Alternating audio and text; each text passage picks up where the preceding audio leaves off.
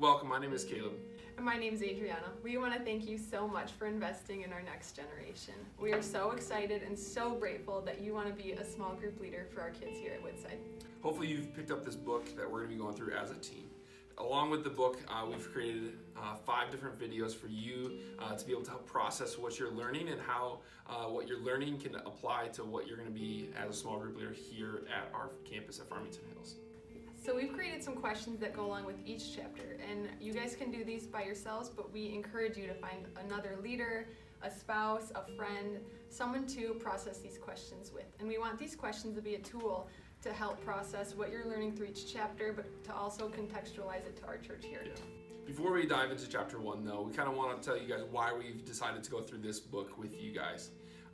If we look at the life of Jesus, we see that there was some times where he spoke to 5,000 people, he spoke to different crowds, but a lot of his time spent really in community was with a smaller group. He had his 12 disciples that he spent a lot of time with, but he really invested in 3 different guys, Peter, James, and John.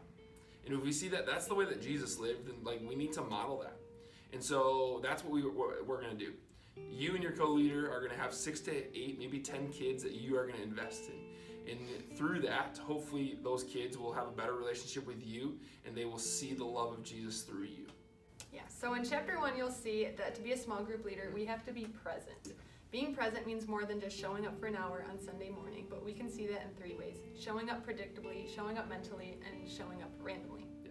Showing up predictably. If you're willing to volunteer for anything, whether it's here in the church or out in the community or regardless of what it is, this is going to be something that you have to do. You have to show up predictably. But showing up predictably here in our building on Sunday mornings for kids goes a lot further than that. Those kids are going to find excitement in seeing you.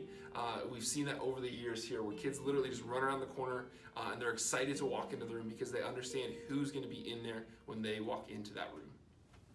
And showing up mentally shows that you care. There's a lot of things that are pulling at our attention every day, but when you dedicate time to spend with your kids in your small group, in your classrooms, you're dedicating that time for them to give them your undivided attention.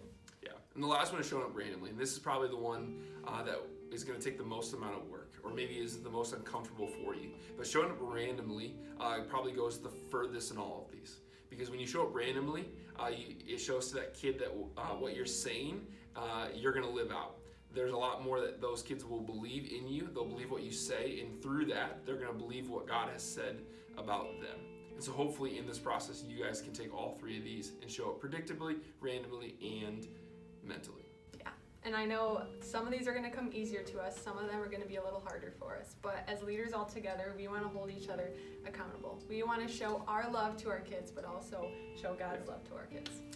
There's going to be some questions that come up here in a second, but hopefully you'll take some time to look through these questions, to process what it looks like to apply this chapter into being a small group leader. And again, take some time to process these with a spouse, a friend, another co-leader, or if you don't have anybody else, reach out to us. We would love to process these questions with you guys.